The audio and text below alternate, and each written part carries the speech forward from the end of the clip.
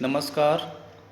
कल हम स्थित प्रज्ञा के विषय में बात कर रहे थे कि स्थित प्रज्ञा होता कैसे है कि जिसकी इंद्रियां वश में होती है वह स्थित प्रज्ञा होता है, क्योंकि इंद्रियों के जो विषय होते हैं उनका ध्यान करने से, उनका चिंतन करने से उन विषयों के प्रति हमारी आसक्ति हो जाती है। इसलिए कहा है, ध्यायतो विषयान पुंस संगस्तेषुपजायते संगात संजायते कामः कामात् क्रोधो विजायते।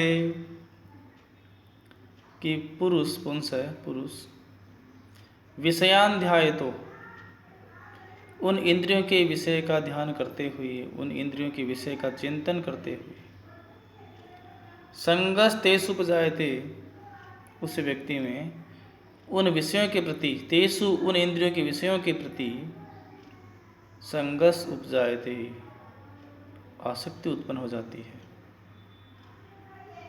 और उस आसक्ति से संगात संजायते काम, और उन विषयों के प्रति आसक्ति से काम संजायते, मन में इच्छाएं उत्पन्न होती है, कामनाएं उत्पन्न होती है। कामात क्रोधो अभिजायते, और यदि उन कामनाओं की पूर्ति नहीं हो पाती है, उन इच्छाओं के संतुष्ट नहीं हो पाती है, तो क्रोधो अभिजायते, क्रोध उत्पन्न होता है। क्रोध का कारण है अपनी इच्छाओं की पूर्ति नहीं होना, अपनी अभिलाषाओं में बाधाएं उत्पन्न होना, तभी क्रोध उत्पन्न होता है। यदि हम इन इंद्रियों के विषयों में आसक्ति उत्पन्न नहीं होने देंगे तो न तो कामनाएं उत्पन्न होंगी और न ही क्रोध होगा। इसलिए इंद्रियों के विषयों के प्रति हमें चिंतन नहीं करना। फिर क्रोध से क्या होता है? क्रोधात् भवति सम्मोह, सम्मोहात् स्मृति विभ्रम, स्मृति भ्रंशात् बुद्धिनाशो, बुद्धिनाशात् प्रणश्यति। उस क्रोध से सम्मोह उत्पन्न होता है। सम्मोह यानी अविवेक। व्यक्ति को अच्छे या बुरे का विवेक नहीं रहता। फिर क्रोध में व्यक्ति कुछ सोच नहीं पाता, उसकी सोचने की शक्ति नष्ट हो जाती है, वह विवेकहीन हो जाता है क्रोध से। और सम्मोहात् स्मृति विभ्रम, और जब व्यक्ति विवेकहीन हो जाता है तो उसकी स्मृति विभ्रम, जो स्मृति है वह भ्रमित हो जाती है। और जब स्मृति भ्रमित हो जाती है तो स्मृति भ्रंशात् बुद्धिनाशो, बुद्धि क्षीण हो जाती है। और बुद्धिनाशात् प्रणश्यति, और बुद्धि के नष्ट हो जाने से प्रणश्यति, व्यक्ति अपने स्तर से गिर जाता है। जो व्यक्ति का स्तर होता है वह अपने स्तर से गिर जाता है, चरित्र से गिर जाता है। राग द्वेष वियुक्तैस्तु विषयान इंद्रियश्चरन् आत्मवश्यै विधेयात्मा प्रसादम अधिगच्छति। जो विधेयात्मा है, कि जिसका चित्त प्रसन्न है, तो प्रसन्न चित्त वाला, जिस स्वाधीन चित्त वाला है, वह राग द्वेष वियुक्तै, राग और द्वेष से रहित, आत्मवश्यै इंद्रिय, अपने वश में की हुई इंद्रियों के द्वारा, विषयांचरण, उनके विषयों को भोगता हुआ, प्रसादम अधिगच्छति, प्रसन्नता को प्राप्त करता है। प्रसादम, प्रसन्नता को प्राप्त करता है। कि राग और द्वेष से रहित होकर के अपनी इंद्रियों को वश में करता हुआ व्यक्ति उन विषयों को भोगता हुआ प्रसादम अधिगच्छति, प्रसन्नता को प्राप्त करता है। और उस प्रसन्नता से, उस चित्त की प्रसन्नता से, प्रसादे सर्व दुखानाम हानिरस्योपजायते, प्रसन्न चेतसो यासु बुद्धि पर्यवतिष्ठते। उस चित्त के प्रसन्न हो जाने से सर्व दुखानाम हानिरस्योपजायते, उस प्रसन्न चित्त व्यक्ति की सभी दुखों से मुक्ति हो जाती है, सभी दुखों का अभाव हो जाता है। यदि व्यक्ति अपनी इंद्रियों को वश में करके उनके भोगों को भोगता है तो उस व्यक्ति के सभी दुखों का अभाव हो जाता है। प्रसन्न चेतसो यासु बुद्धि पर्यवतिष्ठते, और जो प्रसन्न चित्त वाला व्यक्ति है उसकी बुद्धि शीघ्र ही, आसु शीघ्र ही पर्यवतिष्ठते, स्थिर हो जाती है। तो बुद्धि को स्थिर करने के लिए व्यक्ति को हमेशा प्रसन्न चित्त रहना चाहिए। इन इंद्रिय के विषयों के प्रति अपने को बंधन में नहीं पड़ना है।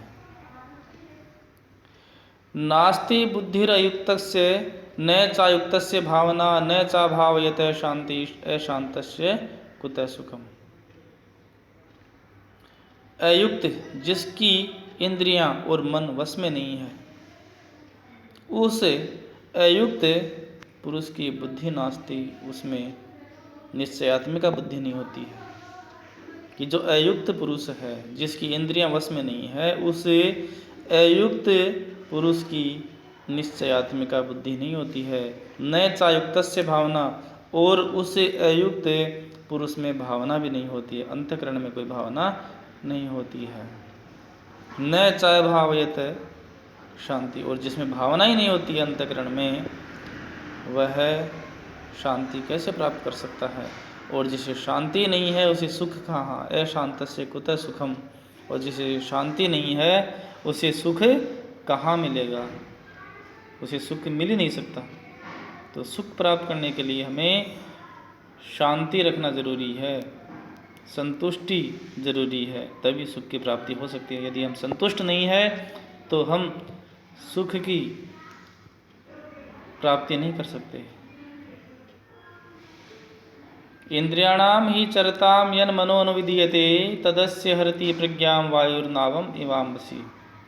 कि जिस प्रकार वायु हवा है वह नावम नाव को, अम्बसी जल से, कि जिस प्रकार जल में नाव होती है उसको वायु का तेज वेग हर लेता है, उसी प्रकार इंद्रियाणाम ही चरताम, इंद्रियों में विचरण करते हुए, मनो अनुविधीयते, मन जिसके साथ रहता है, मन जिस इंद्रिय के साथ रहता है, तद वह इंद्रिय अस्य हरति प्रज्ञाम, वह इस व्यक्ति की प्रज्ञाम बुद्धि को हर लेती है। यदि किसी एक भी इंद्रिय के साथ में मन लगा हुआ है तो वह एक ही इंद्रिय उसकी प्रज्ञा को, उसकी बुद्धि को हर लेती है। जिस प्रकार वायु का तेज वेग जल में नाव को अपनी ओर खींच लेता, हर लेता है। तस्मादस्य महाबाहो निगृहीतानि सर्वशः इंद्रियाणि इंद्रियार्थेभ्य तस्य प्रज्ञा प्रतिष्ठिता। इसलिए हे महाबाहो, हे महान भुजाओं वाले अर्जुन, अस्य निगृहीतानि सर्वशः इंद्रियाणि इंद्रियार्थेभ्य, इसलिए जो मनुष्य इंद्रियाणि इंद्रियों को, इंद्रियार्थेभ्य इनके विषयों से, जो मनुष्य, जो व्यक्ति इंद्रियों को उन इंद्रियों के विषयों से सर्व से चारों ओर से निगृहीतानि निग्रह कर लेता है, समेट लेता है, उसकी तस्य प्रज्ञा प्रतिष्ठिता, उसकी बुद्धि स्थिर होती है। या निशा सर्वभूतानां तस्यां जागर्ति संयमी यस्यां जागर्ति भूतानि सा निशा पश्यतो मुनिः। या निशा जो रात्रि, सर्वभूतानां जो रात्रि सभी प्राणियों के लिए होती है, तस्याम उस रात्रि में, उस ज्ञान स्वरूप जो सभी प्राणियों के लिए ज्ञान स्वरूप परमानंद की प्राप्ति होती है, उसे सांसारिक व्यक्ति उसे रात्रि समझता है। उसे ज्ञान स्वरूप परमानंद में संयमी, जो संयमी व्यक्ति है, जो अपने इंद्रियों को वश में रखता है, वह जागता है, वह उसे दिन समझता है। यस्याम जागृति भूतानि, और जिस सांसारिक भोग विलास के लिए, सांसारिक सुखों को प्राप्त करने के लिए व्यक्ति जागता है, सा निशा पश्यतो मुने, वह उस संयमी व्यक्ति के लिए रात्रि के समान होती है, क्योंकि उसे सांसारिक भोगों से कोई मतलब नहीं होता है। आपूर्यमाणम अचल प्रतिष्ठम समुद्रमाप प्रविशन्ति तद्वत् यद्वत् कामायं प्रविशन्ति सर्वे स शान्तिमाप्नोति न कामकामी।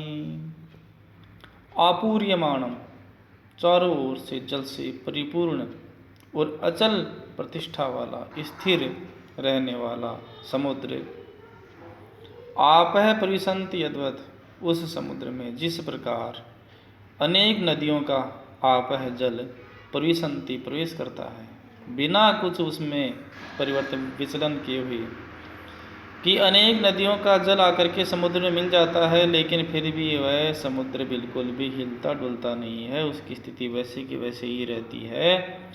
उसी प्रकार तद्वत कामायम प्रविशन्ति सर्वे, उसी प्रकार जो स्थित प्रज्ञ व्यक्ति है उसमें सभी कामनाएं प्रवेश कर जाती है, बिना विचलित किए हुए। उस व्यक्ति को बिना विचलित किए हुए सभी कामनाएं प्रवेश कर जाती है। स शांतिम अवाप्नोति, वही व्यक्ति, वही स्थित प्रज्ञ व्यक्ति शांति को प्राप्त करता है, न काम कामी। अन्यथा जो अन्य व्यक्ति है जिसकी इंद्रियां वश में नहीं होती है, वह शांति को प्राप्त नहीं कर पाता। विहाय कामान यह सर्वान पुमांसरति निस्पृह निर्ममो निरहंकार स शांतिमधिगच्छति। विहाय कामान यह सर्वान कामान विहाय, यह पुमान जो व्यक्ति सर्वान कामान सभी कामनाओं को विहाय छोड़कर निस्पृह स्पृहा से रहित होकर के, निर्मम ममता से रहित होकर के, निरहंकार अहंकार से रहित होकर के, स्पृहा से रहित अहंकार से रहित और ममता से रहित होकर के चरति विचरण करता है, वह शांति में अधिगच्छति, वह शांति को प्राप्त करता है। कि इच्छाओं से रहित होकर के, ममता से रहित होकर के, अहंकार से रहित होकर के जो व्यक्ति कामनाओं का उपभोग करता है, वही व्यक्ति शांति को प्राप्त करता है। ऐसा ब्राह्मी स्थिति पार्थ नैनाम प्राप्य विमुह्यति स्थित्वास्य अंतकाले अपि ब्रह्म निर्वाणम मृच्छति। कि हे पार्थ, यही ब्रह्मज्ञानी की स्थिति है, जिसने ब्रह्म का ज्ञान प्राप्त कर लिया है, उस पुरुष की स्थिति है। न एनाम प्राप्य विमुह्यति, इस ब्रह्म ज्ञान को प्राप्त करने के बाद में वह व्यक्ति मोहित नहीं होता है। स्थित्वा अस्य अंतकाले अपि, इस ब्राह्मी स्थिति में स्थित रहने के बाद में, इस ब्रह्म ज्ञान को प्राप्त करने के बाद में, अंतकाले अपि, अंत समय में भी ब्रह्म निर्वाणम ऋच्छति, वह ब्रह्मानंद को प्राप्त करता है, मोक्ष को प्राप्त करता है। तो व्यक्ति को अपनी इंद्रियों को वश में रखना चाहिए, ताकि उन विषयों के प्रति आसक्ति न हो जो दुख का कारण बने। यही स्थित प्रज्ञ की परिभाषा हो और यही सुख का मूल मंत्र है।